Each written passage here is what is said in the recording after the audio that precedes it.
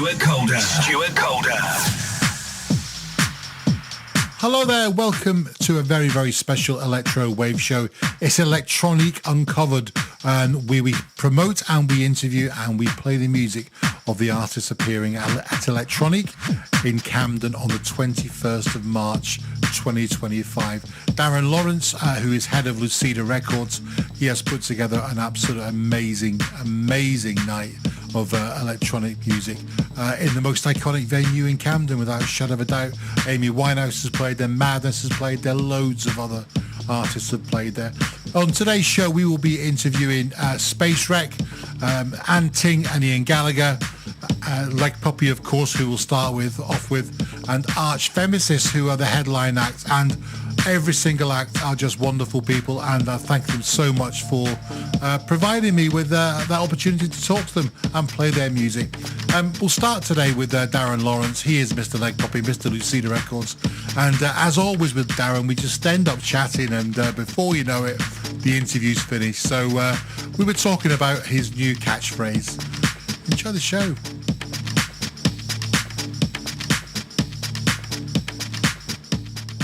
Should be an element of surprise. As we always say, it's all about an element of surprise, and that's the electronic vibe. I've got a new catch line, actually. It's brilliant.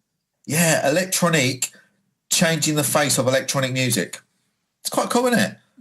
It's all right. Or changing the face of live electronica. When people say, what are your electronic nights about? And I just say it's about performance. So it's mainly with vocals, and it's mainly about the performance side of electronica. So maybe a little bit theatrical. It's not your standard electronic night, with visuals and someone pressing buttons, which is great. I love that. I love going to watch those gigs. It's some brilliant music, watching the visuals. It's a bit more than that. It's a bit more engaging. That's the word, engaging. The performers are a bit more engaging. They use all the tools they have available for their performance, and one of the tools is the audience, for instance. Yeah. But saying that, Ann Ting, her set is quite chilled and laid back, but it's the fact that they travel around the world recording these. It's just incredible. When you sit there and actually think about it, it's so unique. Literally travels the world, goes deep sea diving and records all these sounds and puts it in the music.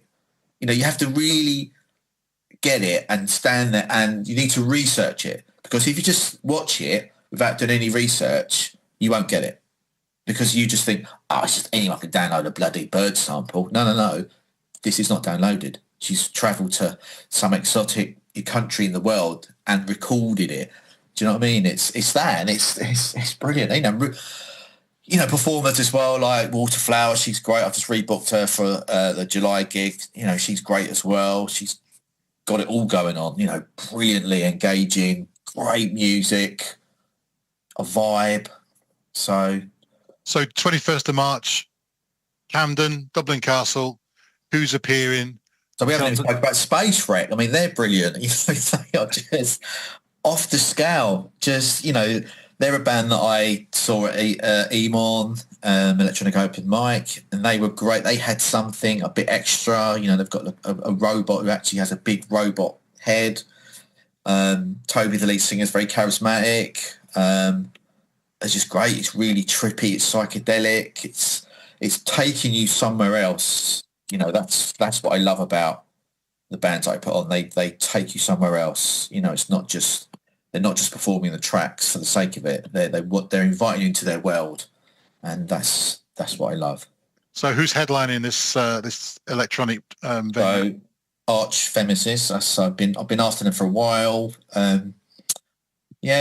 Probably got Leg Puppy vibes. The songs are quite satirical, quite cutting, quite in your face. She's an incredible performer. She will whip up the crowd. They'd be terrorised, they'd be energised, they'd be excited, they'd be terrified. Yeah, banging tunes. It's going to be brilliant. Really excited. Yeah. I say this for everyone because they are so good, because I put so much effort into curating my nights that, I pick the bands that I know will put on a brilliant show. So I'm really excited. And, of course, Leg Puppy's appearing as well. And of course, Leg Puppy is appearing. Yeah, this might be one of the last times actually to see the Robobots because there's new material coming out. So I'm not quite sure when I'm going to release it, but there might only be 2 or 3 gigs left with the Robobots. Then I'll invent some new characters. So the clown's gone, the Robobots are on the way out. Well, the clowns went, the bunny went. The bunny, of course, yeah. The Robobots are on the way, maybe on the way out. They probably got to go back to where their planet. So yeah, who knows? So Leg Puppy appearing at Electronic, fresh from headlining in Stoke last weekend. It did. It was so good. Oh man, they was all singing back the tracks. It's great. The minute you do the phone out track, everyone gets it. Everyone gets it. And it's one of my pet hates, and I'm always going on about it. But every day we are seeing more and more phone outfits, and we're losing the battle. So when you do that song, you just say, I always introduce it with, there will be some of you here in this audience who are one of these, and there will be some of you in here who completely can relate to this. And when I talk about phone outs, people just cheer and they sing it back because they get it. And the people who are singing it back are probably a little bit embarrassed because they know their phone outs. It looked really good. From what I saw on the videos from what you uploaded from the gig, it looked like it was an absolute ball. It was so good. It was so good. I was a little bit nervous because, when you headline, you think you're the last band on. A lot of they've been there all weekend. They get bored of seeing music, so a lot of them just go home. But a lot of people stayed. A lot of bands stayed. A lot of people came in. There's quite a lot of young people there. They all got it. It was great, dancing and singing and. Yeah, brilliant. Nothing really is real. There is only nothing is real. There is only emptiness, filling the shallow void. Nothing is real. There, nothing is real. There. Nothing is real. There is only nothing is real. There is only emptiness, filling the shallow void.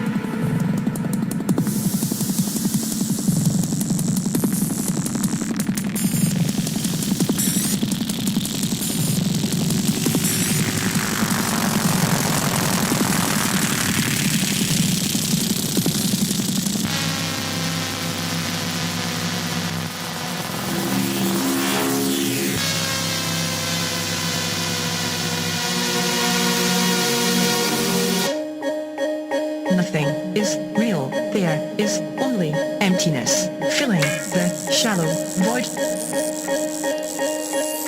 Nothing is real. There is only emptiness, filling the shallow void.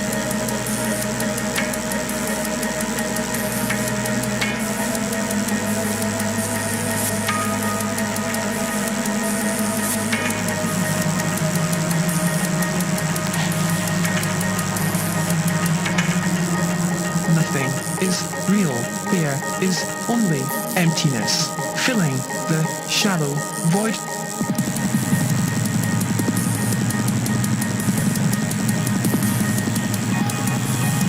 Nothing is real. There is only nothing is real. There is only emptiness. Emptiness. Emptiness. Emptiness.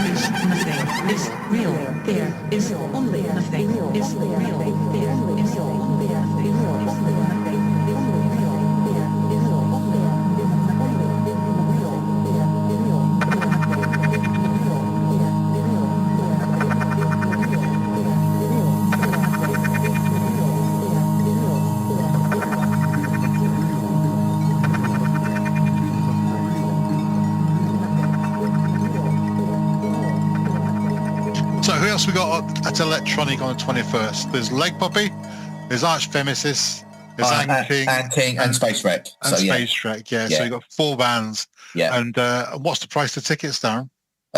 If you buy them in advance, it's £10, but I would get in there quickly because, like I said, the last 2 nearly sold out, so it's going to be really busy. Just go to Electronic on We Got Tickets to get your ticket, or go into the Facebook group or Instagram, click on the bio and get yourself a ticket. And just looking forward to the future, you've got a couple more gigs, electronic gigs lined up during the rest of 2025.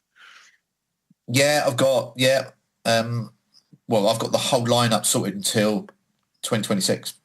Oh, so, brilliant! Yeah, I've maybe got one space left, which I'm negotiating with someone. So yeah, it's really exciting. Yeah, Electronic is really, it's looking good. It's looking good. I want to develop it into more than just gigs. So I'm not going to give too much away yet, but there's a lot of really exciting stuff happening. And then obviously the EMONs are going brilliant as well.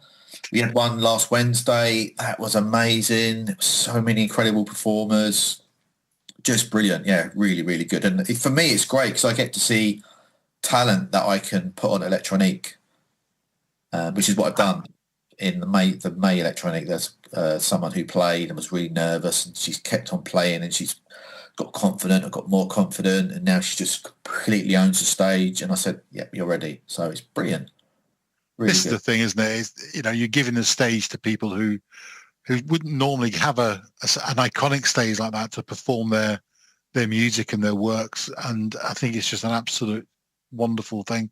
I've said before, you can only really experience Electronic if you're there.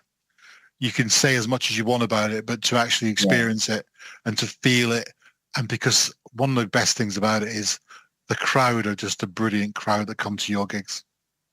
It's just a really nice, friendly, welcoming environment for everyone, isn't it? That's what's great about it. Do you know what I mean? It's really, really nice. And a Friday night as well, sets your weekend up nicely. Perfect night for it. 21st of March. Yeah. Oh, I think that person out. Yeah. We've got Dr. Mush doing live visuals, who is someone that I met. I'm sure you interviewed him. How we met was hilarious. Did he tell you that? No. So his head's everywhere, isn't he? He's like, so we met at Alice's Wicked Tea Party. It's a festival, and he was working behind the bar, and my girlfriend, said to me, "Oh my God, see that guy over there? He's only working so he can see Leg Pup." I went, "Really?" So I went up to the bar, ordered a beer, didn't say anything, went back, and I went back about an hour later. I said, how's it going? "Yeah, really good, man." Yeah, because he's very, hyper. I said, "Oh yeah, who you coming to see?" He goes, "Oh yeah, Leg Puppy, man, they're sick. I was like, "Oh yeah, should be good." And obviously I got on stage and he was like, "Oh, it's you." Yeah, brilliant. But he's a proper fan. Like, he loves my music. He puts it to all his videos. Yeah, really good. Lovely guy. Top guy, really creative. Brilliant VJ, really good. Like, he does proper drum and bass raves. He goes and, because he's quite young, he gets into it and he feels it. Do you know what I mean? So he's doing the visuals. So, it's going to be amazing. So we had a really interesting chat with him. Well, that'll be on the show a bit later on tonight. Yeah. But he was a fantastic guy, lovely bloke as well as Jay. And I wish him really all the best. And he'll be a brilliant addition to Electronic on the 21st of March. So, Darren, thank you very much as always for a chat, and have yourself a great gig on the 21st of March. And take care. See you soon. Cheers, mate. System fail.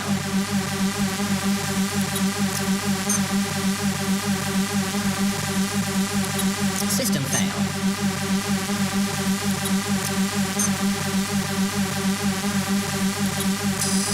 Negative. System fail.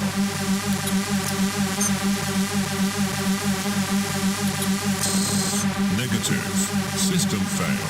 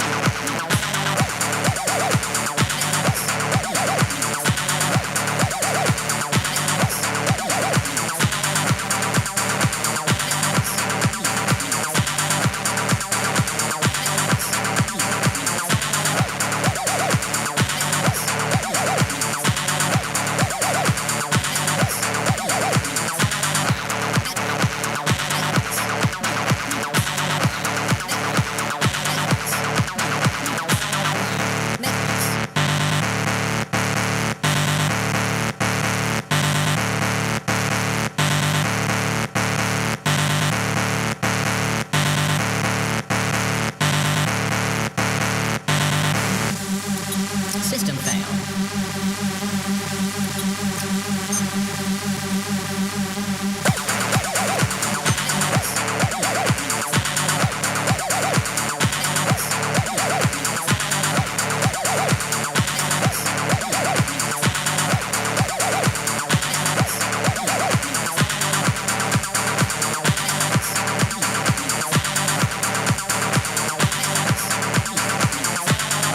Metrics.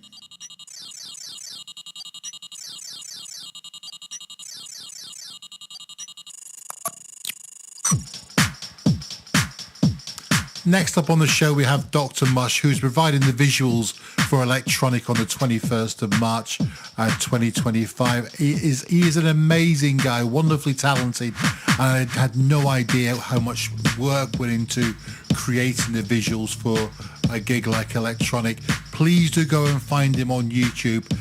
Dr. Mush is his name, and there's lots of tutorials on there and some of the stuff he's done, which is absolutely amazing and incredible. So here we are. Here's Dr. Mush. How did you get into doing VJing then? So I went to my first ever Boomtown was in, was it 2017? I think it was 2017 and 2018. And I remember just like being stood there, like looking over one main stages on like Saturday or Sunday and just being like, this, how do I get this all day, every day? And then ever since then, I've just sort of taught myself everything I know. Because it's very hard to find or it used to be very hard to find resources online. So ever since that moment of inspiration at Boomtown, I've just been like teaching myself everything as best as I can. I think I've done a pretty bloody good job at it, to be fair. A few years later. So yeah, it was just one initial spark and then just pulling everything together, and here we are. So are you self-taught, or you've done courses and stuff like that? Yeah, completely self-taught for the majority of the bulk of it. But I have a friend called Tony Coleman, who's the Lab Visuals, who's I'd say I'm like his Padawan. He's like the Jedi Master of the game, and he's been VJing since like the early 90s. So he's taught me a few like of the big things to know as well, and some cool like tricks. I've done some shows with him, and he's like taking me under his wing. So I've had like the good exposure from like the top dogs of the industry, has like shown me what I should be looking for, how I should be doing things. And then, yeah, the nuts and bolts, a lot of it is all self-taught. So how did you get to meet Darren? So that's a good story. We're at a festival in Bournemouth on the Dorset circuit. And I remember looking at the lineup before I was going to go. I was like, oh, do I want to go? Like, da, da, da. And I saw Leg Puppy. I listened to it on Spotify. I was like, what is this? Like, I've got to check this out. So I mainly went, like, Leg Puppy, the main reason I went there, I was working at the bar volunteering. I was like, oh, do you mind if I shoot and go see them? And I saw Darren's set, and it was a really awesome set. Like the whole narrative to it just had me like properly dancing. And then there was someone who came for a drink. I think it was his missus, and I was like speaking, and I was like, oh, this band Leg Puppy, that's why I'm here. And she was like, oh, I'll get Darren over for you. So that's how I met him. Just a fangirl, really. How long have you been doing them for then, your visuals for Leg Puppy? For Leg Puppy, so sort of like on and off, whenever like a little project comes along that needs a little bit of like touch visual work to it, I'll do some stuff for Leg Puppy. But this is the first live performance I've done for them, which is really exciting because I really understand the style, and I understand where Darren's coming from in what like he wants Leg Puppy to be about, and like the visual narrative behind it. So I've got some really exciting stuff planned. Actually, I've got a lot of like ideas, and then sort of as I'm feeling my way into the night and the set, try and build this like rise and fall narrative and curate a narrative that's going to be relevant to the music that comes up. So how do you, and this is probably maybe not a silly question, but it is to me, how do you start to design a visual set? So there's so many ways to do it. The thing about visuals is you spend, because again, there's so few resources like to find out about this stuff. Like I'd say like a good 20% of the stuff on YouTube is stuff that I've put up there or about like the industry or about the art form. So it's not like there's lots of stuff to like find from, but in terms of making visuals, the most important thing is there's no right answer. You can make visuals out of anything. So if I got my phone and I just got this like teacup mug here with these pretty patterns on it, you get a nice little 360 out of it. You could, if you knew what you were doing, make an entire set just out of like this pattern design, just adding effects and whatnot. So it's really down to one's imagination in what you use for visuals and how you create them. There's literally no wrong answer. So it's similar to sort of, I guess, making music and, you know, I'd be saying, where do you start making a track?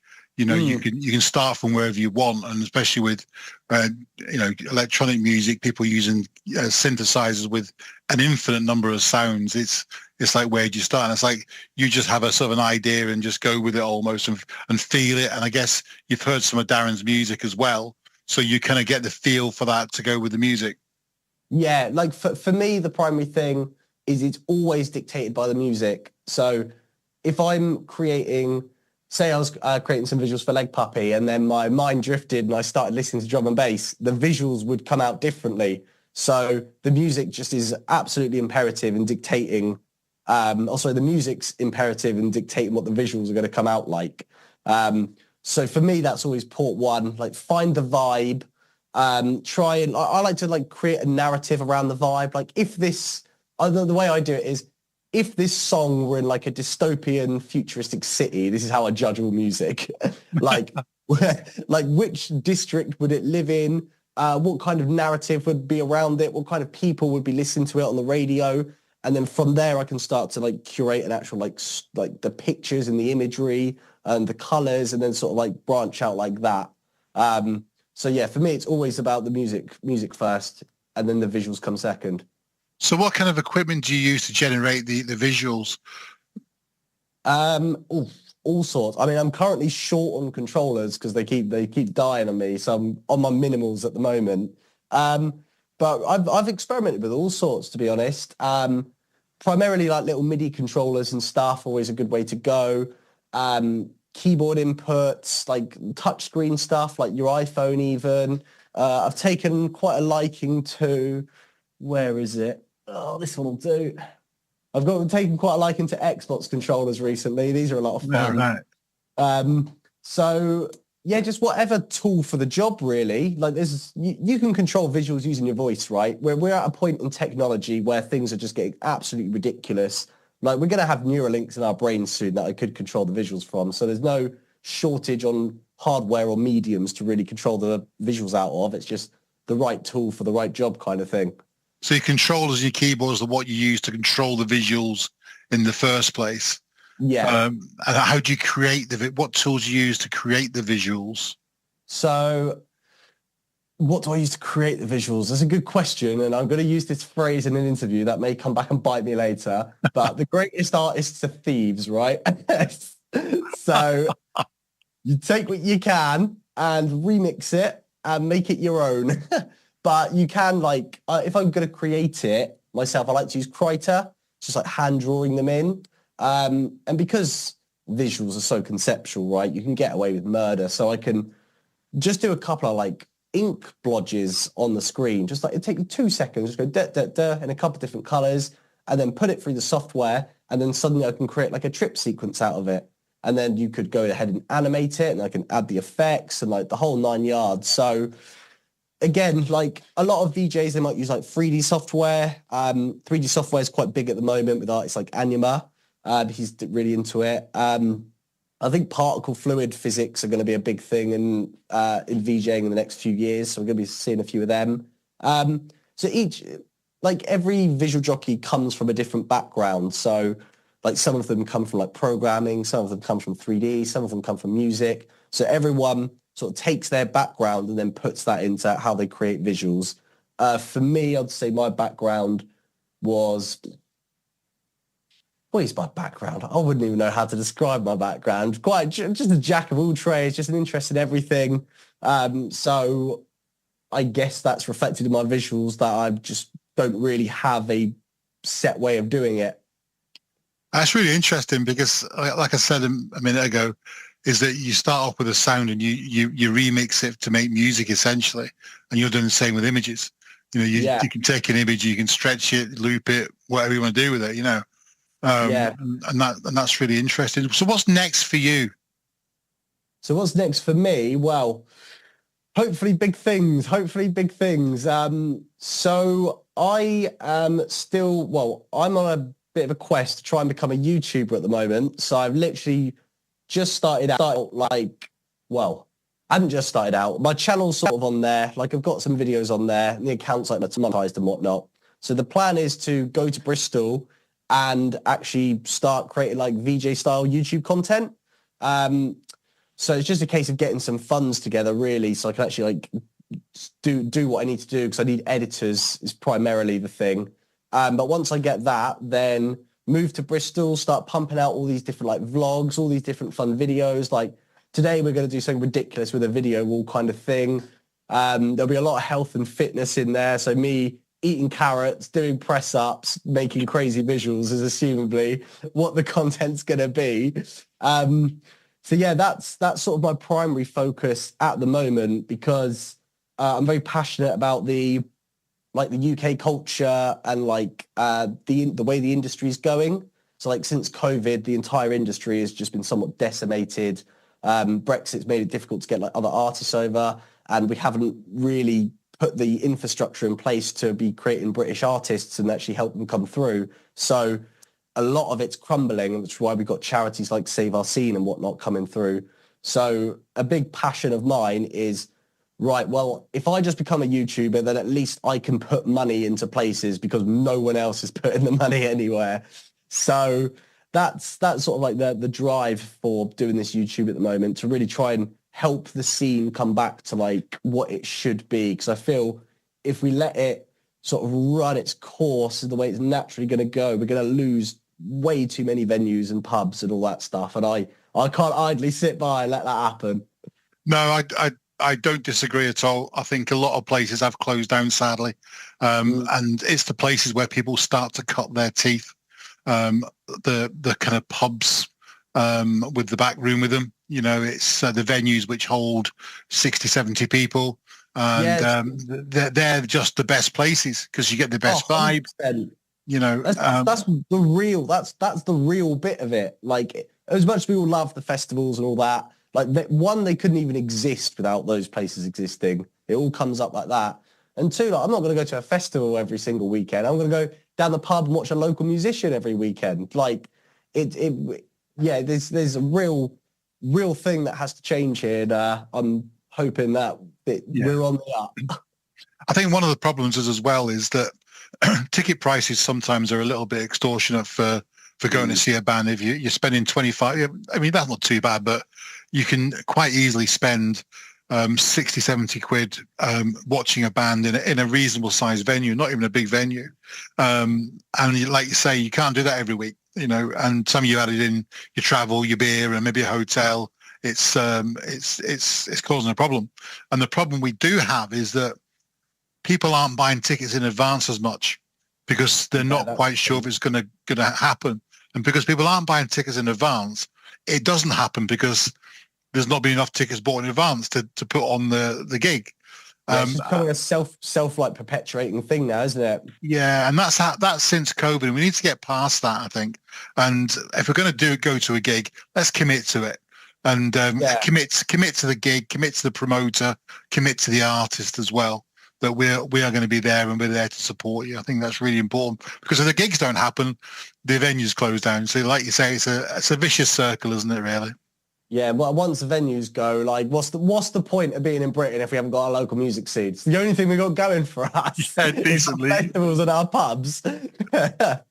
Listen, you're in for an absolute treat on the 21st of March at Dublin Castle. You really are, because you're going to fit in so well on that vibe because it's going to be a great night. Nice. And I do know that having been to one in November, you come away going, that was just an amazing evening of music and talent and everything that goes with it. The crowd's incredibly supportive as well. And it's going to be right up your street, Josh. It really is, mate. I'm really looking forward to it, to be fair, because it's like, Like that is it. The electro punk scene and what like Darren's doing is like it's raw London. It's really raw London, and like I haven't really experienced lots of like the London music. I'm more like Bristol based when I do stuff, but like when you perceive London from like the outside, like if you're not from the UK and the perception of London, I think that Leg Puppy and like the venue is going to be a really. I'm really looking forward to experiencing it for the first time. Have you been to Dublin Castle before? I've never been to Camden before. Oh, right. Okay. I guess, I mean, I'm not a regular. I've only been there once to Dublin Castle, but it's a wonderful, wonderful venue. The PA is superb as well. The music just fills the room, and the actual PA behind it is just incredible. And you're in for an absolute treat on the 21st of March. Dr. Mosh, you are on YouTube. You've got nearly 3,000 subscribers so far, and that's not bad for someone who just started out on YouTube. How long have you had a YouTube channel for? So I've had the YouTube channel for like, it must be like over 2 years old now. So I spent ages, like a couple of years, just like this whole bedroom rule was classic, just paper everywhere, just working out what YouTube was and like how to do it. And like I did about 8 videos. I was like, all right, I've got this. This is pretty easy now. So like algorithmically, I know how to do the whole thing.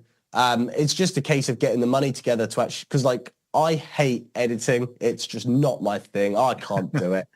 So, but I've got every other like area down. Like I'm a visual jockey. I'm an interesting dude. I know how to behave on camera. So I've got all the components. I just can't afford to pay the editor. So it's a case of, once I get to Bristol, get a little bit of P behind me, then I'm going to start doing like, all these like daily content, all that stuff. But yeah, it was just a case of just like, it's not too hard to learn if you sort of know, like at the end of the day, Google's just there to make money. So you've just got to tick all the boxes. And I think what really profoundly inspired me to go like, okay, this is really interesting was when Mr. Beast did his videos where he was like giving away money to homeless people, and he managed to make that a viable economic practice in that giving away money while people are looking at it gets you more money.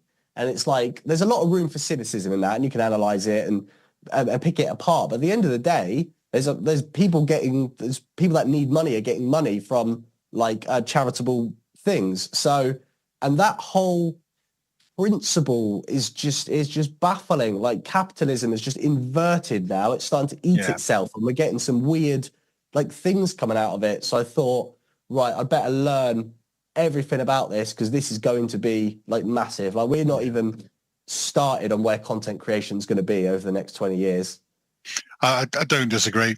I completely think you're bob on. And with the invention of AI, and the more that gets more and more prevalent and learns more, and there's just more stuff going to be happening, and it's going to be, you're not going to know if you're in the real world anymore, I don't think.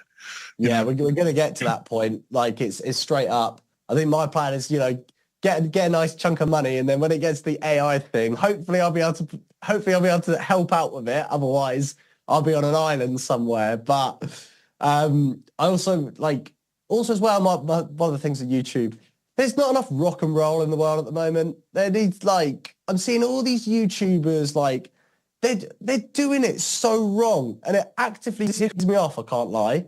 Like once of the days like Motley Crue, why aren't I seeing like KSI on like a 20 beer cocaine bender and like waking up and doing a video? That's the kind of content That's I want what you want to see. Yeah. Yeah. Fabulous. Dr. Mosh, thank you so much for the chat. That was really, really good. Thank you very much indeed. No worries, and have yourself a great time on 21st of March. Next up, we have Space Wreck. Lee and Toby joined me for a chat all about their music and how they make it, and what type of music they're playing and what to expect to the electronic gig. They're just wonderful people. We did the interview, and we carried on talking for about another sort of 40 minutes just about music and everything wonderful. They're great people, and they're going to be a great addition to electronic. So here we are. Here's Space Wreck. Hi everyone, Toby and Leo with me now from Space Rec, and they are here to talk about the electronic gig on the 21st of March, and also a little bit about themselves. And I'm hoping quite a lot about themselves because I know nothing or very little about them both. Toby and Lee, welcome to the show. Hello. Hello, welcome. How you doing? Good, thanks. Yeah. Yeah, well, how did you guys meet in the first place, and how did Space Rec all come about? This is a good one. I think it was our wives. Our wives knew each other, and they said, "Oh, you're both interested in music. Let's put them together and see if they start a band." it took some time. Yeah, how long but was we it? did. We did eventually. Yeah. Yeah, we did, and I think after the pandemic, really, we kind of started going to EMOM events. Went to one EMOM event and thought, oh, do you know, let's do something, and went from there, really. Yeah, we both caught COVID at that event. Yeah. But Well, that seems to be stop it.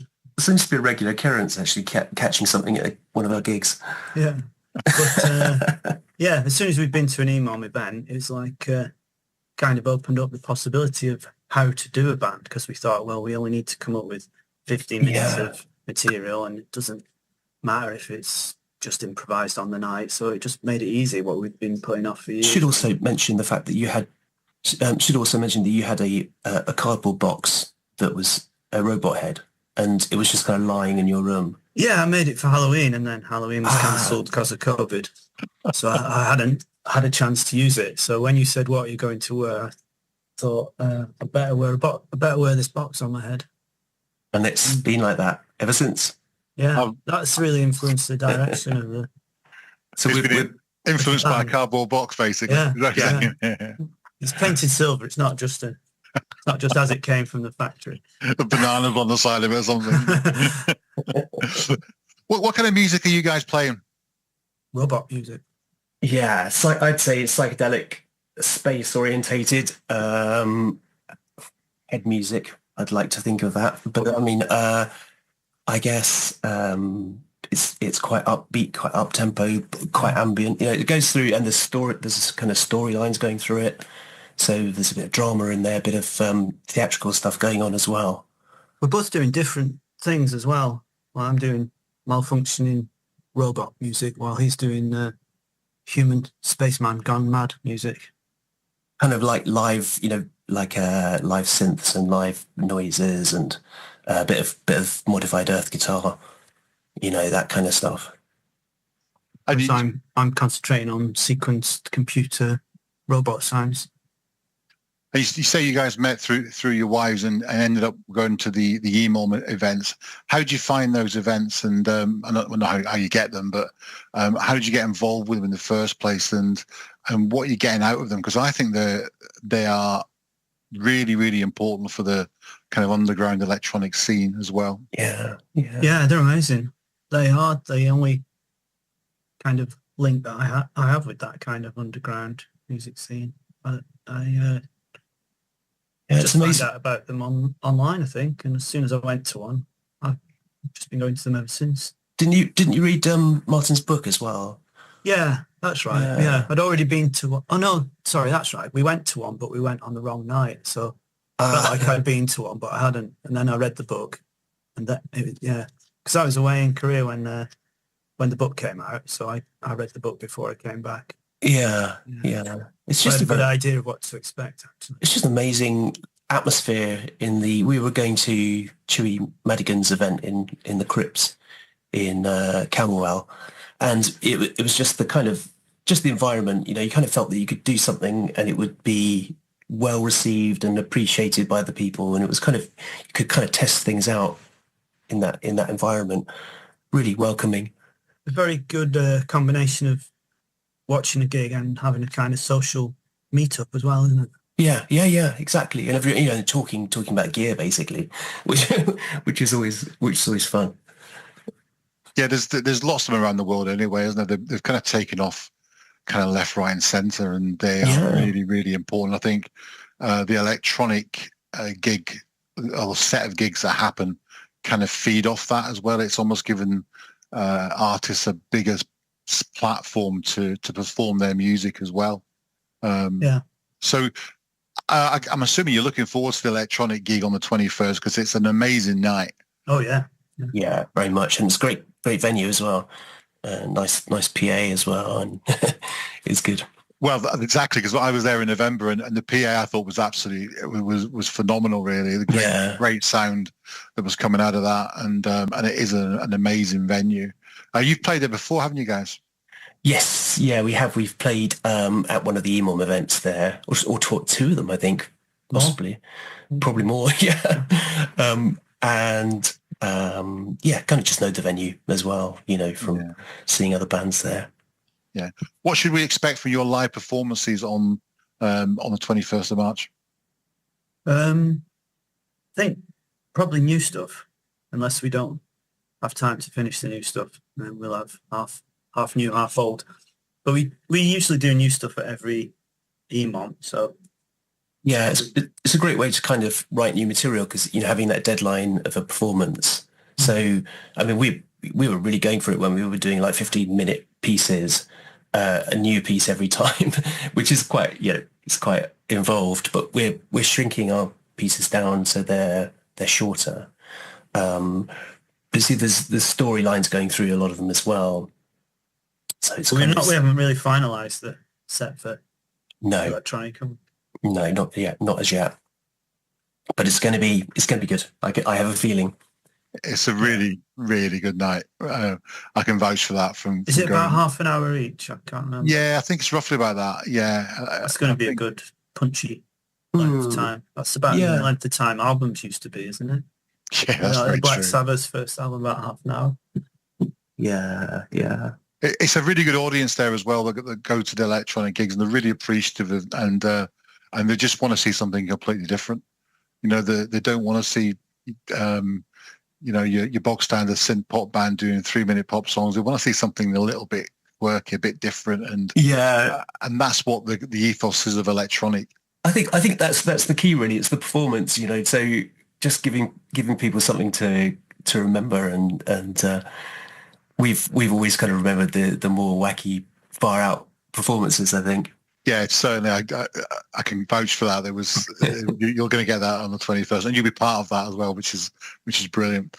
I was doing a bit of research for you guys online, and I couldn't find any music. What's your plan with releasing music, and how do you, more or less, first of all, how do you get together to write a track or create an electronic track in the first place? What's your process? Well, we tried planning. We do like loose planning and then improv on the night, and then kind of tidy it up afterwards to try and get an idealized studio kind of version of something that we've already done live, usually. Yeah. We've tried it the other way as well, haven't we? Tried the traditional method. Yeah, we've tried the sitting down writing as well. But I think what we tend to do is we come up with ideas and we send each other files, and then we jam. So it's basically jamming, and then jamming on the jam, and jamming on the jam of the jam, and it kind of goes backwards and forwards like that until we come up with something that takes on a whole new life, really. And then we repeat that process on the night usually. Yeah, we go back a few steps and jam it again, having done a kind of practice jam. Yeah, and then there's a whole when it comes to doing things live, it's just it's often got a completely different sound as well, or different feel because of the just everything is pretty fluid, really, in that sense. Although they are song structures as well, and dialogue and narration pieces. And then each time we've done a bigger gig, we've planned it a bit more. It's been based on a recreation of the improvs. We did this amazing thing called Pie in the Sky, which was like a club night that we put on. There was four acts all together. And it was just incredible, with 3 visual artists, a big circular screen behind us. That was at Walthamstow Trades Hall last month, and that was quite, it felt an amazing night, visually fantastic, and lots to look at. That was good, wasn't it, Lee? That one. Yeah, and for that one, we planned our set meticulously because we wanted to finish. We wanted to actually finish the set before we got switched off at 11 o'clock. So Yeah. we knew we had to finish on time. Exactly. Which is the tricky thing, isn't it? So it all really? depends on the event. We're going to make sure we stick to half an hour. It might lead to us planning things a bit more.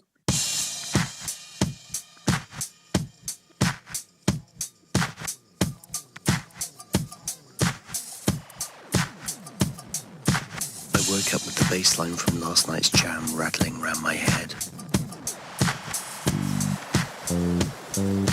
I hadn't slept well.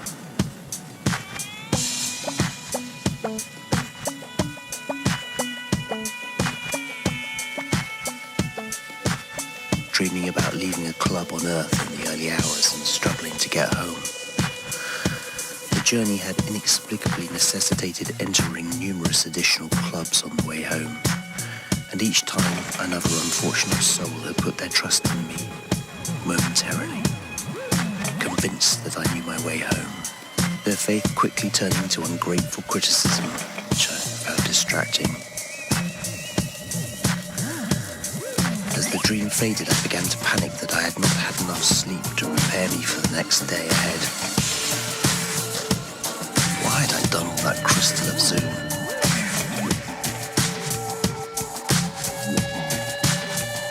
I checked the job sheets and saw that the next job was a maintenance job in Salad Valley, where I had never been before.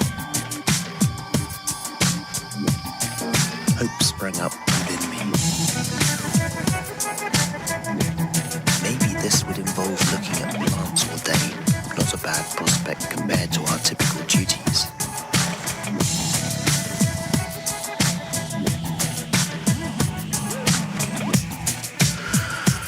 Robos was already powered up, radiating a helpful calm and emitting a barely audible ambient groove that seemed to be more proportionally sample-based. I said hello and wished, not for the first time, that he could speak. I'd heard of a group of hackers that were working on speech modules for his model, and made a mental note to check their progress if I could get the ship's computer back on the network.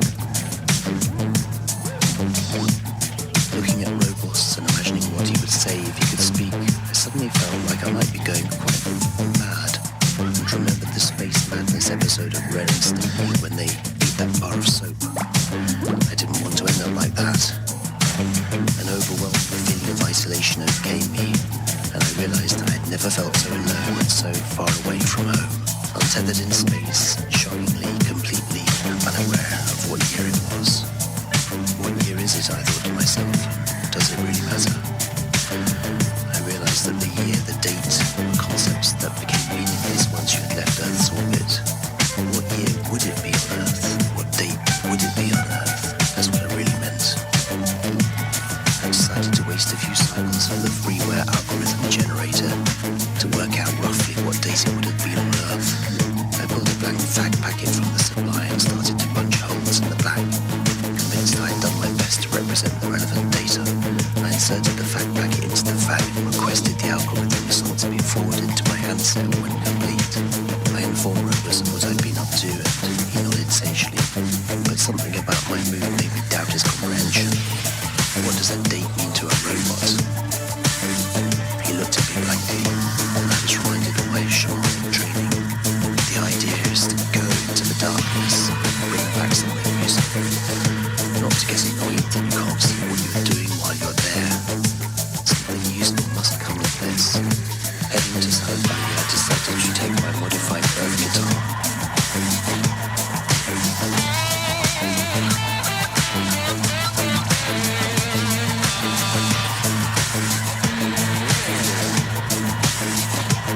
If Salad Valley is large and even remotely picturesque, there is a high likelihood that the recreation pods have been placed overlooking it. Besides, I thought the sight of my vegetation might be inspiring. As we arrived at Salad Valley and found the recreation pod overlooking the splendor, the halide lights were fading out, attempting to convince the salad that it was spring. I'm sure it would be spring on Earth right now, I thought to myself. Right on cue, my headset vibrated, alerting me that my fag results were available. I tapped my screen to view the results. Error. Insufficient data insight 0.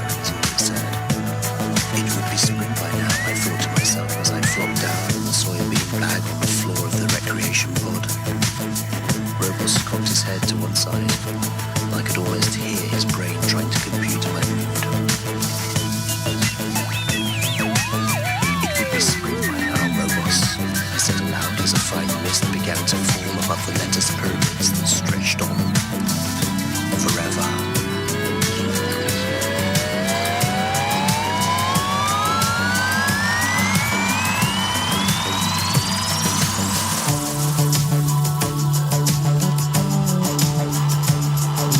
Gently waking, hesitating.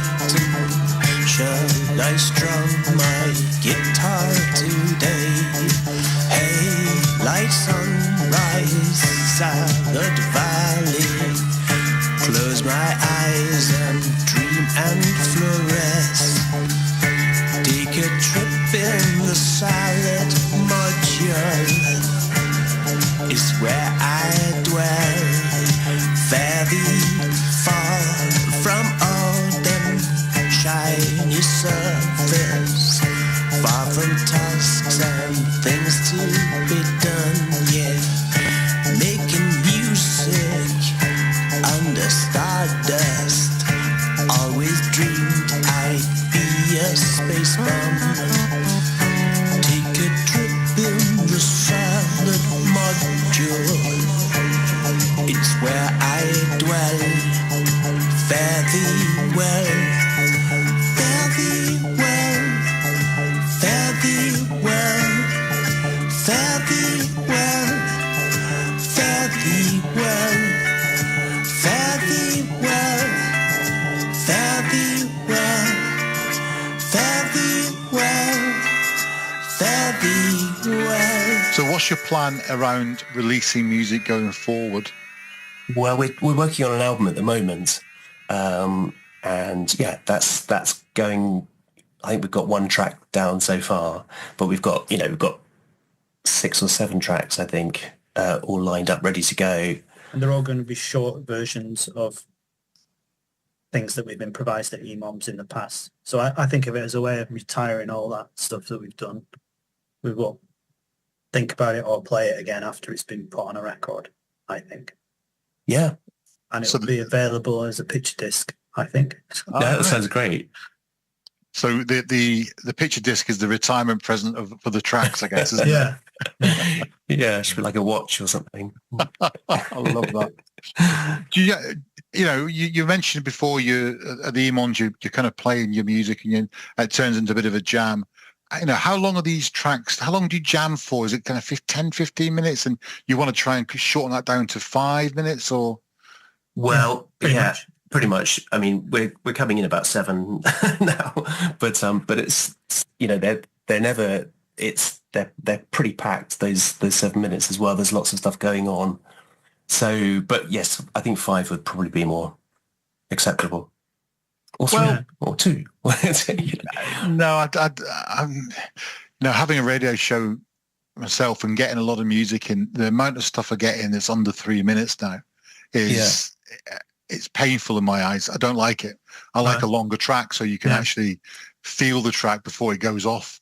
If you know what I mean. Well, a lot of our 15-minute pieces have got 3 kind of different sections anyway. So when you try to get that down to 5 minutes, it's impossible. Yeah. So and we do have one or 2 bands who give us sort of 10-minute tracks, which I've played in the past. Because it's a good track. It doesn't bother me if it's sort of 3 or 4 minutes long or 10 minutes long. As long as it's good, it gets an air in. So I think, but my opinion is that you listen to a track and you kind of want to feel it and get under the skin of it, and you want to play it again because you want to hear more of it and you want to understand the structure of it a bit more and that kind of stuff. So it's very easy to make disposable pop at the moment. Or even any type of music, no mind just pop music, but any type of music, you can throw 2.5 minutes together very easily and go, there you go, and then forget about it. It doesn't feel it's come from the soul. No, that makes sense. No, absolutely. Yeah, long tracks. Yeah. I'm going forward around your live. We mentioned about you've done a few live events previously. Are you planning to play live later on the year as well? And then maybe into next year, got a little bit of a plan for that. Yeah, we've got a plan about doing we were just talking about this recently about doing a kind of solstice thing. So similar to another Pie in the Sky night, which is our club night. But somewhere around the summer solstice do an event there and have that kind of like sun themed as well. So that's a possibility. So that's in the pipeline. And no doubt. Yeah, I want to do a fringe show. Oh yeah, that would be great. That would be an amazing idea. Go in the other direction, because we've had to do gigs. We have to cut out the theatrical side. I want to go in the other direction as well, make it more of a story and do a show at the Fringe. But it's a bit ambitious. Yeah. So like go away for a week, go to Edinburgh for a week. Sounds great. I'm up for it. That's an idea, not a plan. So you need a lot of work on it to make it into a plan rather than an idea, I think. Yeah. Well, we've got. I mean, we have. This is the thing. We've got a lot of material. We have been pretty prolific, although none of it's been released. But we want to be invited to other gigs as well. This is nice. Yeah. Being involved in a gig like Electronic, but not just that we don't have to do everything ourselves, but also that there's going to be surprises for us on the night. These are the 3 acts we don't. And we don't know about them. So. I'm looking forward to seeing. Is it Anne Ting? I think her star. I think I've seen her once before. Yeah. So we've not got too much planned, but we're up for being invited to new gigs. Have you seen Leg Poppy live? Yeah. Yes. Yeah. A couple of times. Yeah. It's different every time. I remember him being very sinister the first one we saw. Which was doing the Teddy Bears picnics. Yeah, that was great. I did a review for the November event for Blitz magazine, which came out, I think, in January. And I was saying in the review that the Leg Poppy kind of has the audience on edge to some degree, because you're not quite sure what's going to happen, because you know they're going to come into the audience and do something. You just don't know what it's going to be, Yeah, there's a quite slight psychotic tinge to it, isn't there? It's like, I think what makes it even better is that Darren doesn't know what he's going to do half the time. He just does it, He's as scared as we are. Yeah, exactly. Yeah. But yeah, it's really good. I mean, I'm really pleased you guys are doing it. I mean, you said about Anne Ting, and she's I had a conversation with her earlier on today, and it's part of the interview is actually on this show as well. And she's classically trained as a pianist and making music that's really, really cool. Make from birdsong and currently working on an album with fish sounds as well. Oh, interesting. Yeah, it's just. This is the whole ethos of electronic. It's something completely different. Yeah. You're not going to go and you're not going to see anywhere else. Yeah. Exactly. I mean, there's a real thirst for that kind of music as well. That you just realize, oh yeah, you're not alone. Actually, lots of people like this kind of thing, which is always been one of the great revelations of my life. Really, recently, is that if you're doing something unusual, you'll always find someone who likes it. It's made me realise as well that I like a completely different kind of music live than I do on a record. Yeah. So I can understand that completely. Yeah. So I'm going to an EMOM to hear things that I would never listen to at home. Yeah, absolutely, and support that environment as well, and networking with people that are there and sharing tips and all the kind of good stuff that comes out of it, really, and giving confidence to those who maybe doing their first one and they're not quite sure how it's coming across, and all that good stuff that the EMONs kind of generates, and hopefully it's going to generate more electronic people who make electronic music who want to make a bit more of and I say career very loosely, but have a bit of a theme that they can go out and play gigs like electronic and the sort of bigger venues as well. I think it's really, really important, Yeah, it is. Yeah. Guys, thank you so much for your time today. I really do appreciate it, and I'm sure you're going to have a wonderful night on the 21st of March at Dublin Castle in that there, Camden. Ladies and gentlemen, Space Wreck. Thank you. Thank you. Yeah. Cheers.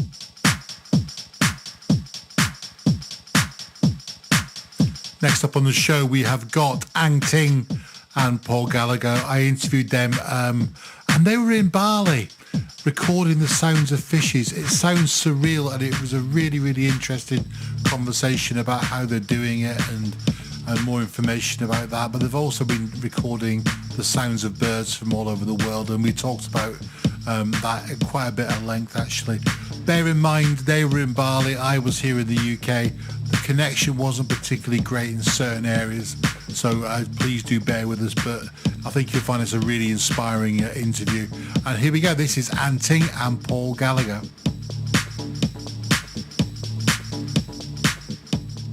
So where are you guys at the moment? We are in Bali. Oh, nice. Yeah. So like we are like, but we are doing a difficult project. We are recording fish sound. Fish sounds brilliant. Do you know those three? Do you know? I really mean that. Those 3 tracks you sent me with the bird song, I just thought were really, really cool. You know, oh, thank you. I mean, it's just so good. I was like, oh my god, you kind of changing the sounds as well throughout the tracks, and it's just really, really good. I thoroughly enjoyed those 3 tracks. I thought it was really good. Thank you. I'm glad that, I mean, so we were recording like bird songs, and then now the new project is going to be fish song, but fish song is much more difficult than bird songs. I mean, first of all, people don't even know that. I mean, I never knew that fish really made any noises until we went diving and like listened to it, and they are actually shouting at each other down there, but you don't hear it that much because of the diving, like the bubbles and everything. And because underwater is actually very, very noisy, because like a coral, so coral, they made so loud sound as well. So it's so underwater, like it's just so noisy. So yeah. Wow, you wouldn't have thought so. You really wouldn't have thought so. Yeah, Do you have to use special equipment to record them? Yeah, we're very designing difficult. our own kind of it's like a hydrophone array that, because to make kind of 3D sound, you need a special like arrangement for the. So it's like a four microphone, and then they are in tetrahedron. Yeah. Oh wow!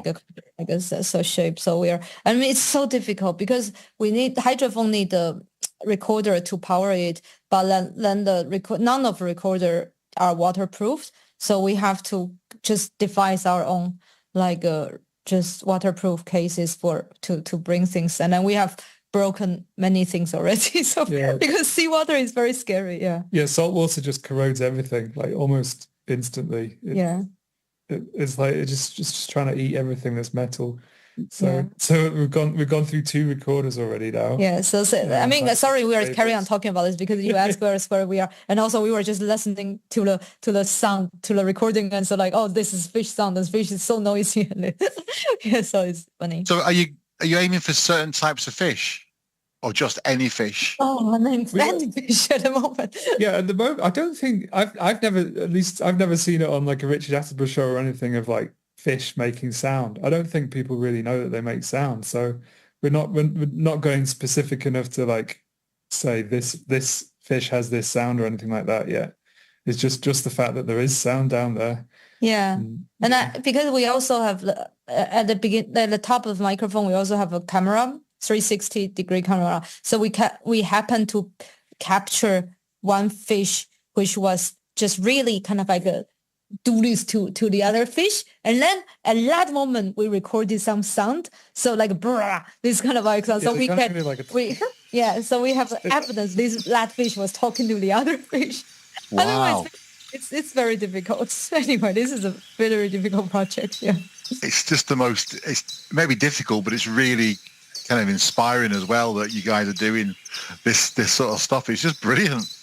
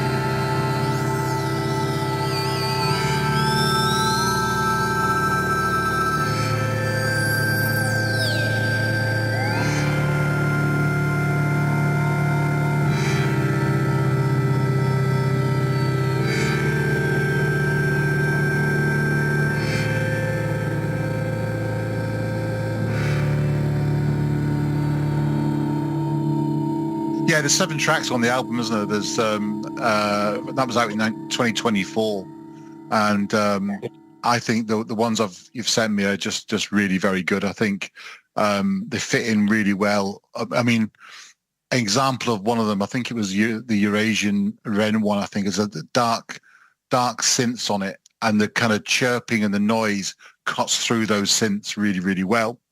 You know, and you can feel it. It just works really, really well. So how did you get the inspiration to do Birdsong then in that case?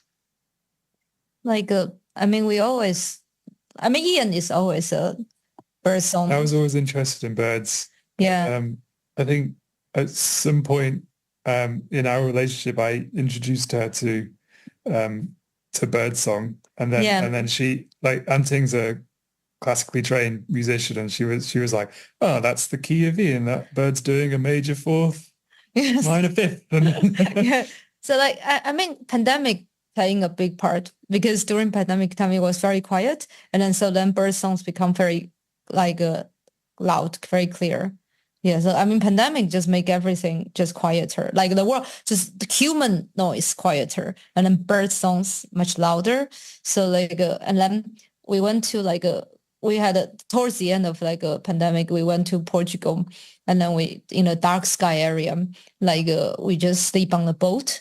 And then in the morning, because it's completely outside, we slept just outside, and then the bird, the morning dawn, we wake up with this dawn, and it's just completely like the most amazing kind of orchestra I think we can imagine. And just so then we started to just record bird songs. So then this particularly lost communications, I mean, it comes with a lot of our travel. Ian can tell you more about in the performance, we all have visual, the visual got a lot of our whole inspiration. I will tell you a little bit more about where we recorded sound. So we decided to go traveling. I quit my job as an artist director for an arts organization, and then we decided to have some random traveling. So then we went to Mongolia, and then we went to from Mongolia and then to the west side of China and Hong Kong, Taiwan. So on this part of the travel, we recorded bird songs, and in the UK as well. And so yeah.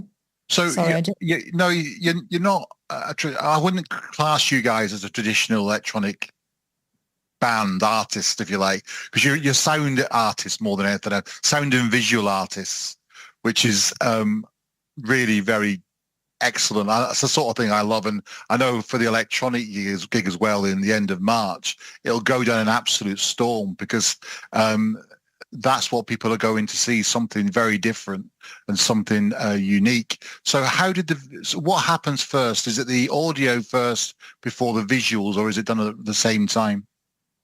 Yeah, we both travel to places to kind of experience the place and experience the bird song, and Anting records it and then makes music, and then the visuals come after that. But the visuals are inspired by our shared experiences, but also with the idea that the birds are trying to communicate something, or at least there's they're part of an ecosystem that's got some ability to connect with nature, kind of thing.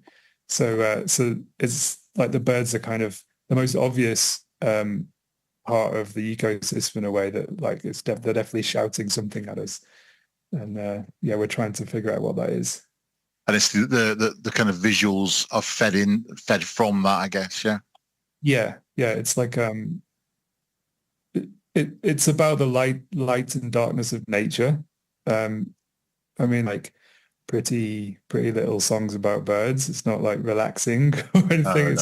It's dark and kind of menacing at times. Yeah, because nature is that as well. Beautiful, but it can also be it also wants to eat you at the end of the day. Yeah, so the recording process is very important, because I mean, just I mean, some people that they might just because bird song is not a lot difficult, but the reason why we have to use our recording is because it's the most important part is about where we experience that when we record, just like because when traveling to Mongolia, because Mongolia is a place kind of we have been to the closest to nature. I think like the wild, it's more wild. So kind of so that's when we really experience about what Ian was just talking about, the light. And in Mongolia, it's just like in the like reindeer mountain, or it's kind of like the nomads kind of like they're just place. There's no electricity and no like water. Is kind of everything is nature. But then just during the night, it was really scary. It's like there's even like a wolf, if there's actually wolf, kind of like because the guy who owned the horses that we were using was worried the wolves were going to eat the horses, so we had to go out in the dark. Yes, then to essentially fight some wolves. And then when we sleep in the tent, like it's super cold, it's kind of like under 0 degree, and then we just like we just really hope that like it's going to be day soon. There are lots of animals out and this kind of thing. So then when yeah. And then we feel like we understand the kind of dawn chorus a lot more, because like all the animals are quite happy that the sun's back, and they can they've survived the night. Yeah. So nature is really dark. Like we kind like we. I mean, the more we kind of record the just like fish song and bird songs now, we just also feel more about just. I mean, we as human beings we make our, so we basically kill a lot of things, and for us to be able to survive. It's not like crazy thing or something. It's just a reality. It's just a truth. We also kind of like are scared of a lot of things, but I think we should like recognize and face that. And when we hear like the sound of the nature, they are not just like the birds like doing meditating music or this kind of thing, but they can be talking about some pretty insane or. I think when you're doing that work as well, you mean, like you say, you've been in Mongolia and you're doing the fish recordings as well. You are in their environment, and so there's probably some inspiration when you're making the music, and even for yourself, Ian, when you're thinking of the visuals as well around that, because you are in that environment. Yeah, I mean, particularly with the diving that we're doing at the moment, another planet down there, but there's all these fish just kind of living their lives, just.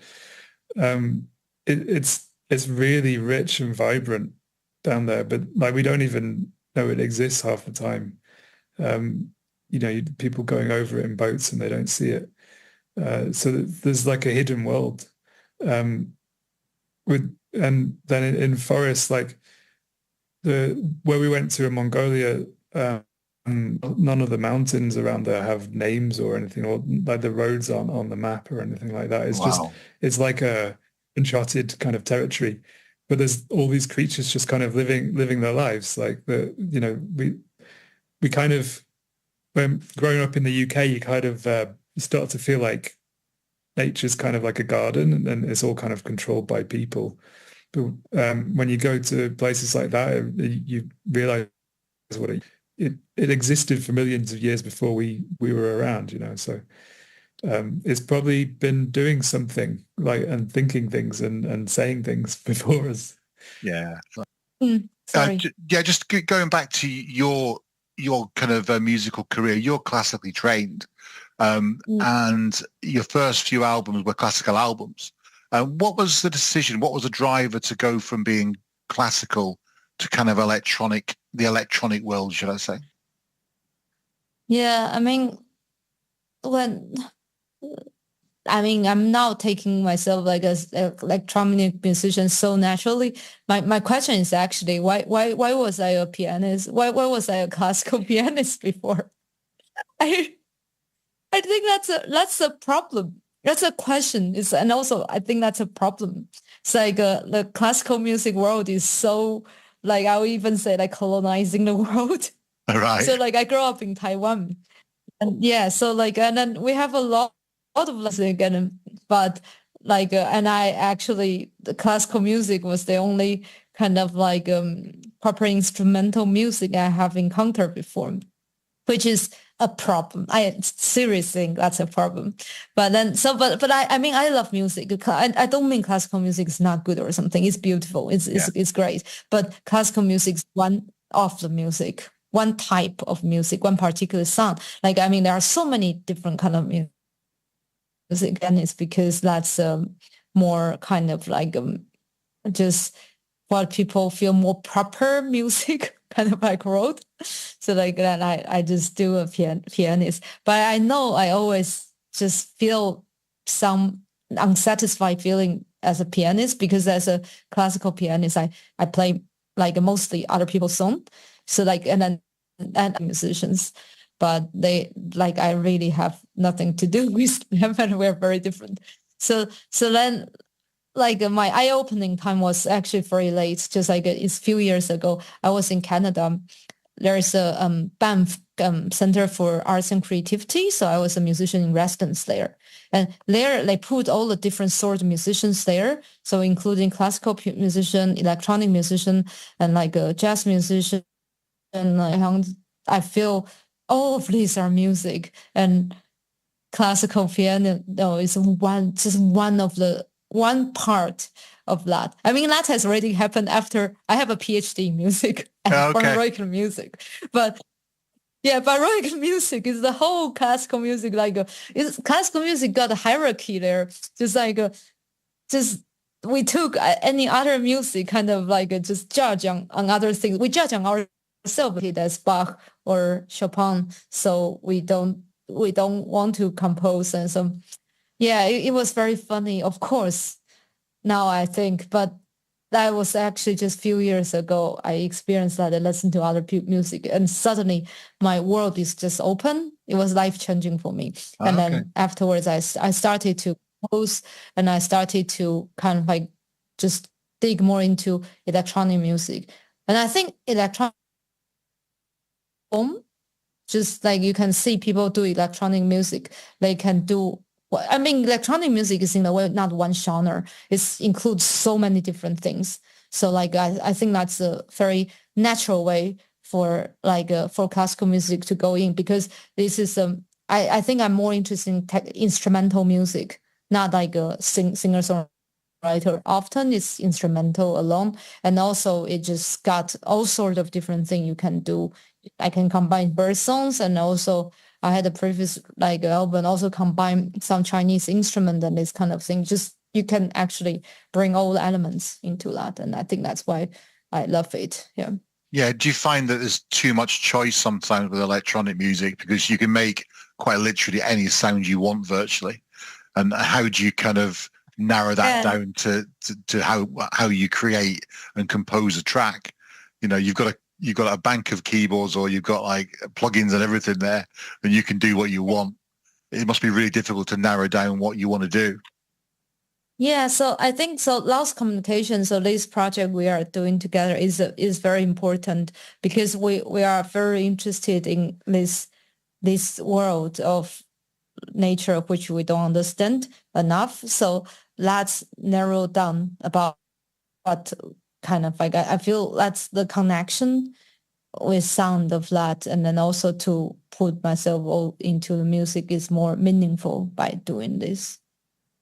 So what's coming up for you two? I know you've got the electronic gig on the 21st of March.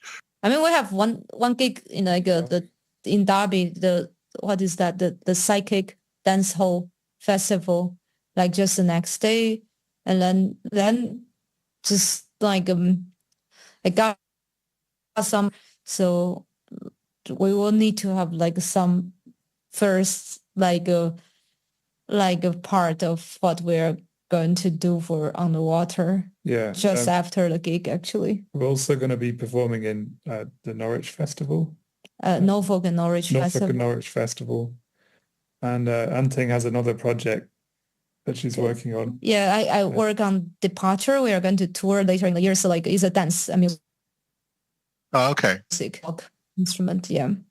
Oh, good stuff. You got lots planned, and I'm really looking forward to listening to the Fish music as well. And thanks so much for having a chat with me today. I've been really, really intrigued with what you've been talking about.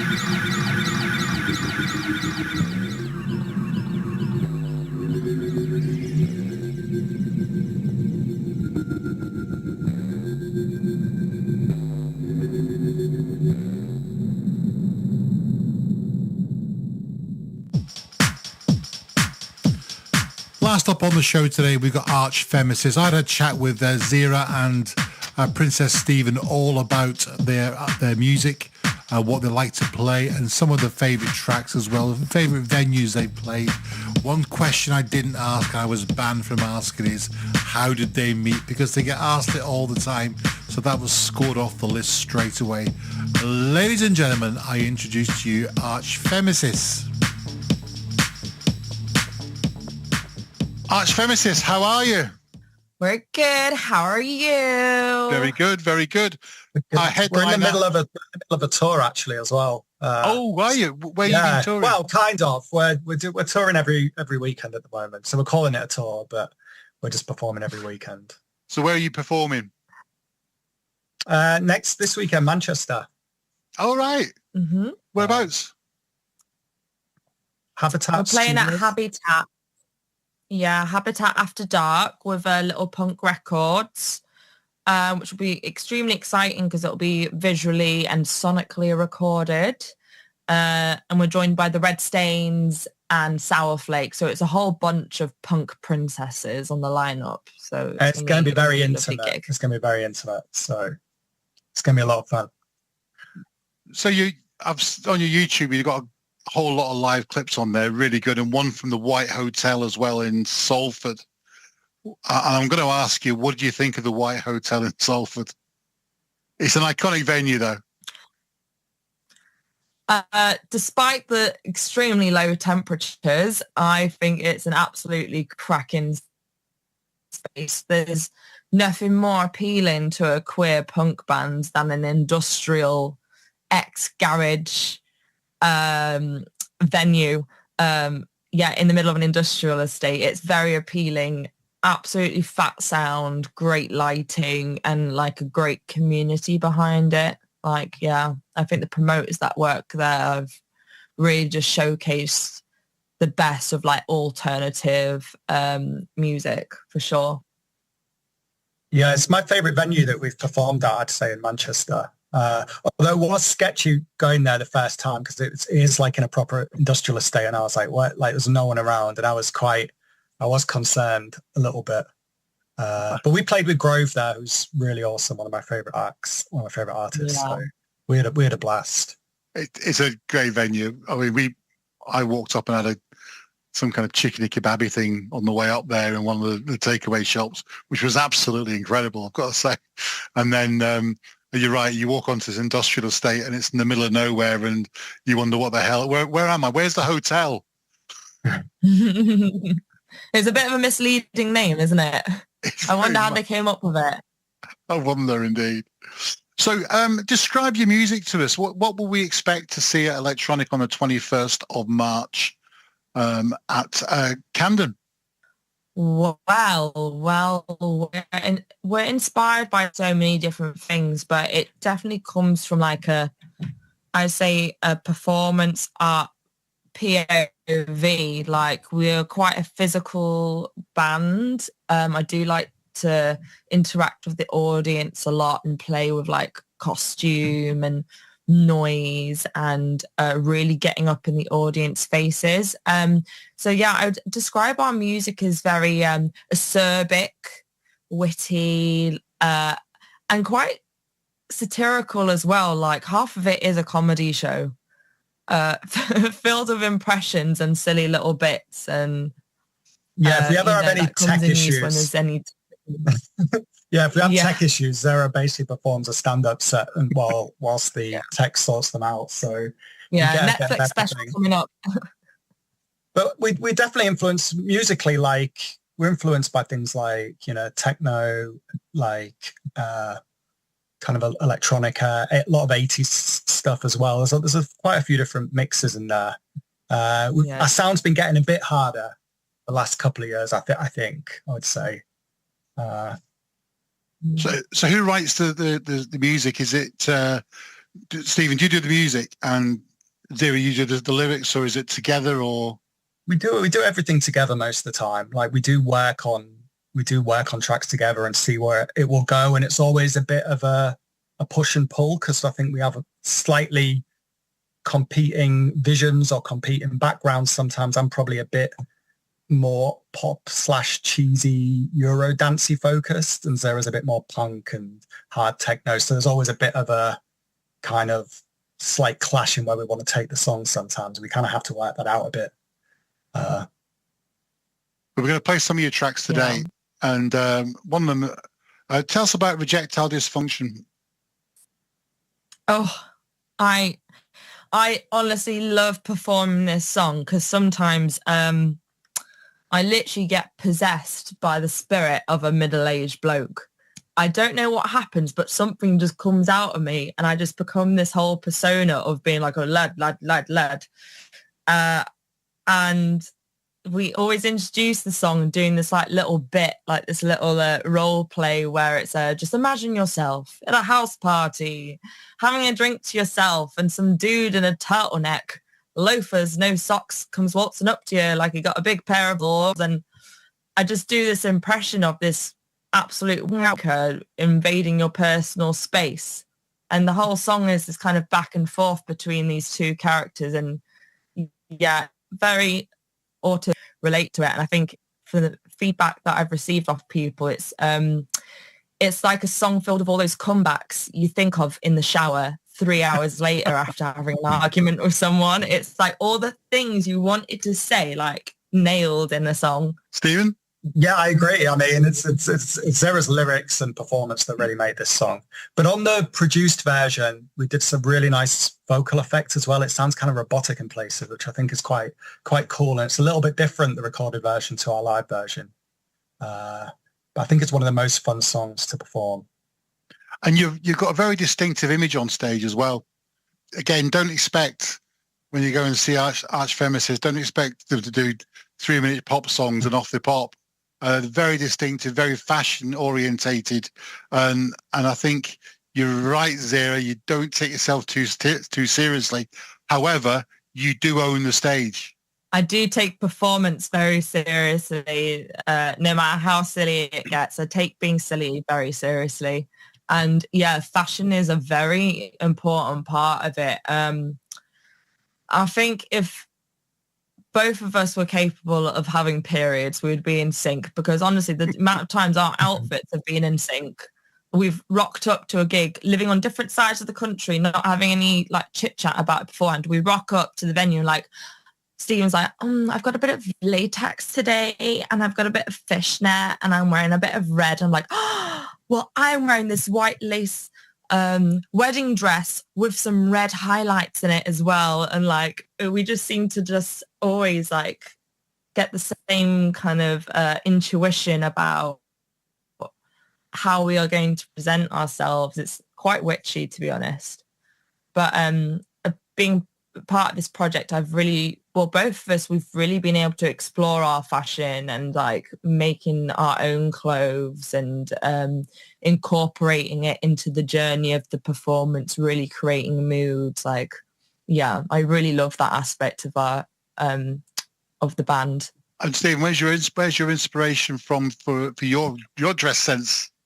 Just be as slutty as possible. That's my main inspiration. It's like the less I can wear, or well, not the less, but you know, just something slutty. You should see when I'm packing to go on like a tour, like my stage outfits fit in like a tiny little bag because they're all so small. A little bum bag.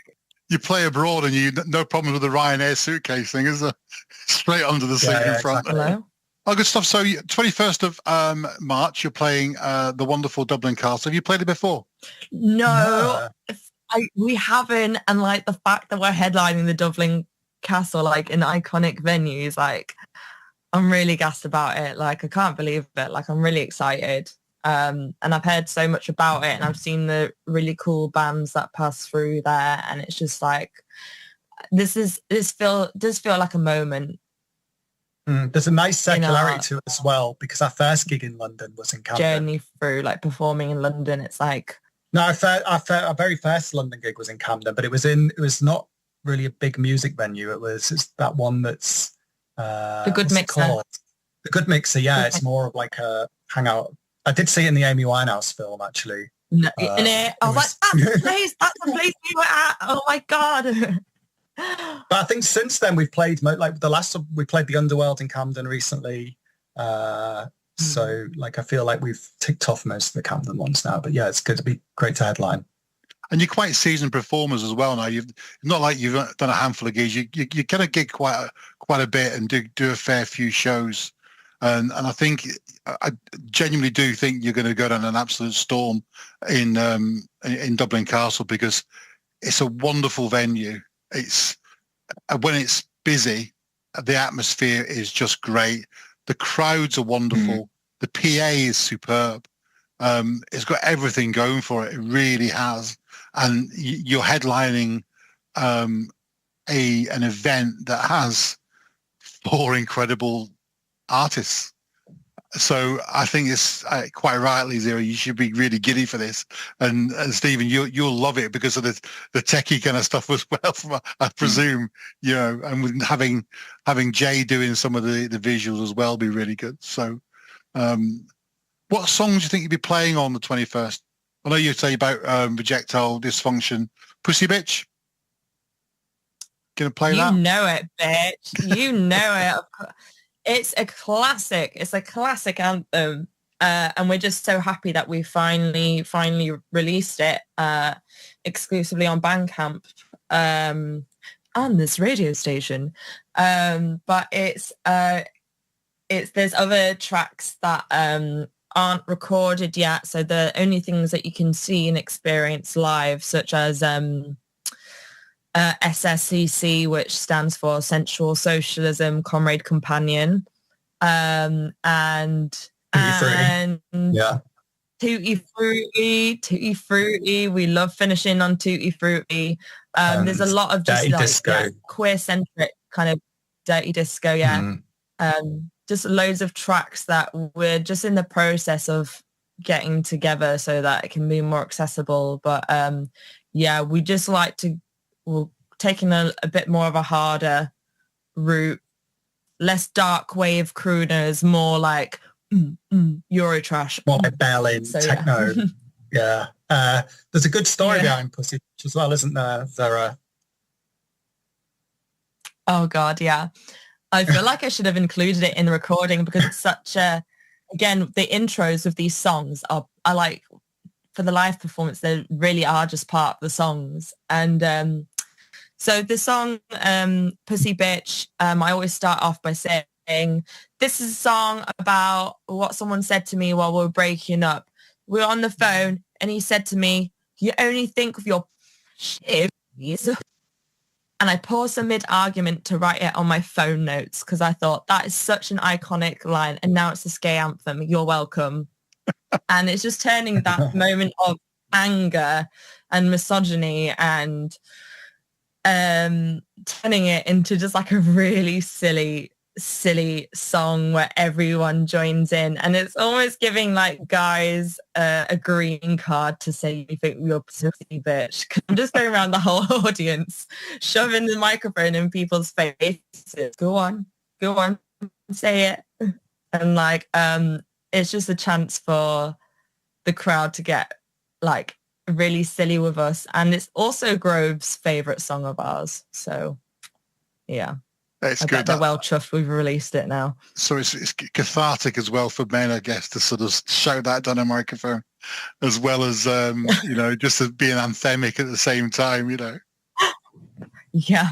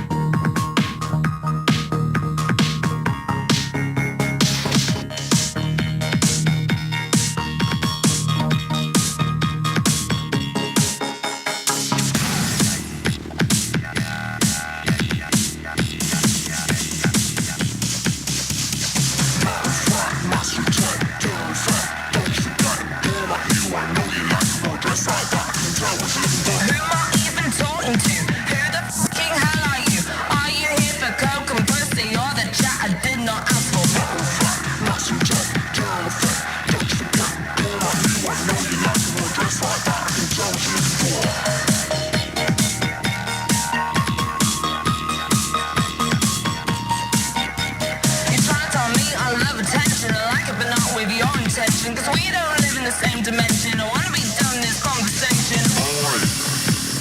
Calm down, love. Can't be saying I'm gonna promote. Why are you getting irate? You're fucking ugly anyway.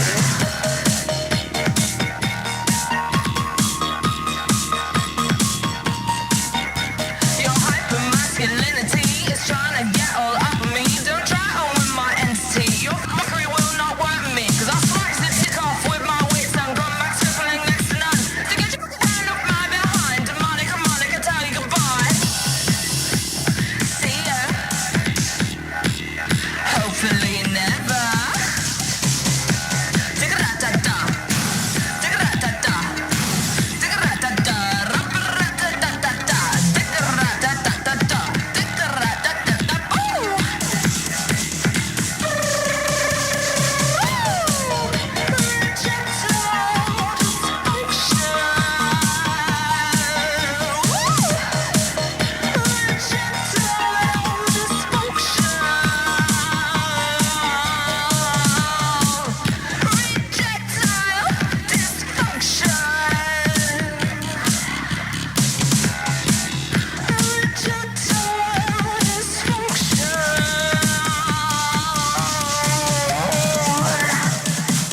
Which of your tracks is your favourite? Stephen, I'll start with you.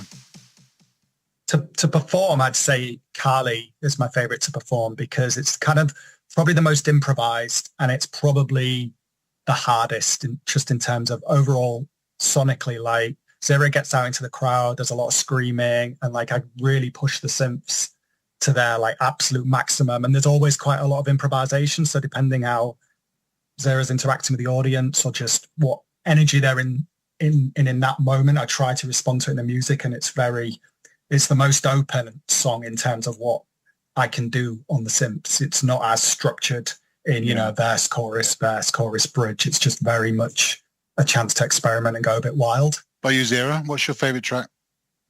I completely agree. Like that is my favorite track to perform. Like it, as you said, the word cathartic, like I let out all the rage, like physical, vocal. It's a chance for me to like really experiment with like noise making with my voice. Like coming from a classical music background, it was like, this is why like I'm in love with punk and in love with like, old school, like people like Yoko Ono, like really pushing voice and sound and having fun with it, but showing like really raw emotions, like learning how to like growl and do kind of like metal stylized vocal distortion and really like pushing the comfort zones of my audience. And I think that's one of the thrills that our audience enjoys because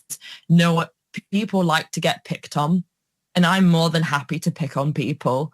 And my favorite hobby is intimidating the men in the crowd and just like getting them by the scruff of the neck and just roaring in their face. And then sometimes we have duets with audience members. There's been really beautiful moments where we've had like a back and forth with an audience member, like mirroring each other's sounds and create some really beautiful moments, really intimate, beautiful moments with people. Yeah. I'll tell you something. You guys are going to fit in so well on this electronic gig. I'm so excited. There is an actual element, and I've said this a few times, and I'll say it again. When you go to an electronic gig, you don't know what's going to happen because Leg Poppy are very similar in that respect, where they get the audience involved, and other artists do as well.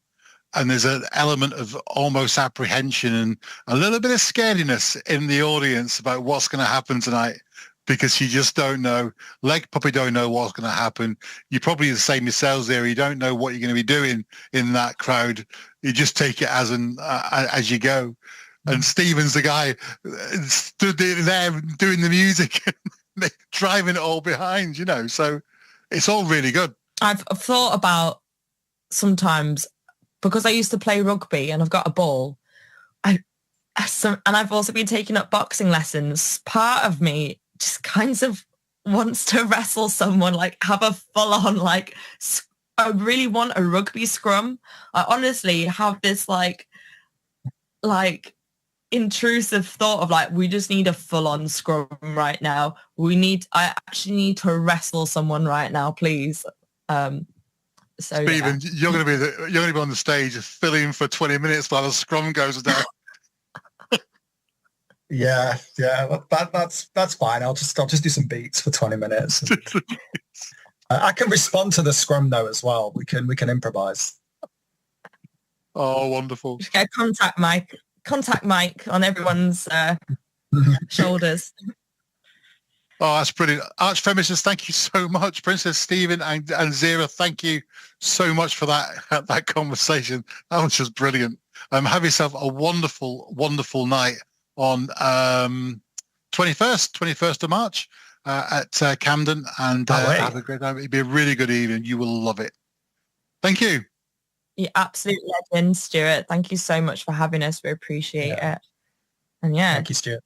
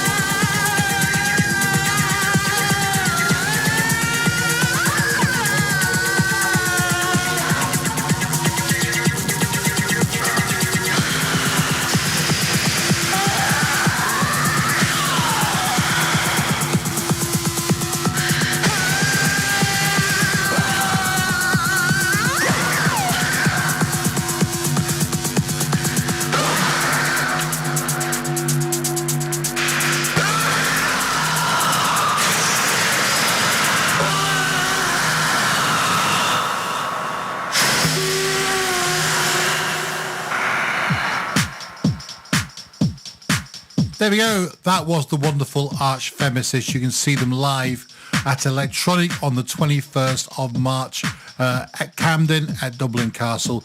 They are your headliners, and I will tell you now, you're going to be in for an absolute treat. We are at the end of the show. We have heard from Space Wreck, we've heard from Leg Poppy, Archfeminists, and also Ang Ting and Paul Gallagher as well. If you want tickets, please head over to wegottickets.com and you'll find do a search for Lucida Records and you'll find it, because it's going to be a great night. I think Darren mentioned earlier it's 10 quid a ticket. It's actually 8 quid a ticket if you buy it in advance. So fill your boots and you'll have the most amazing night, and just open your absolute soul to electronic, because it is an amazing thing that's happening down there in London, and I do hope it gets bigger and bigger and better, but it's already at the top of its game. Really good stuff. Thank you so much for listening, and if you are going down, please do enjoy it. Have yourself a great time. Goodbye. You are now logging off the Electro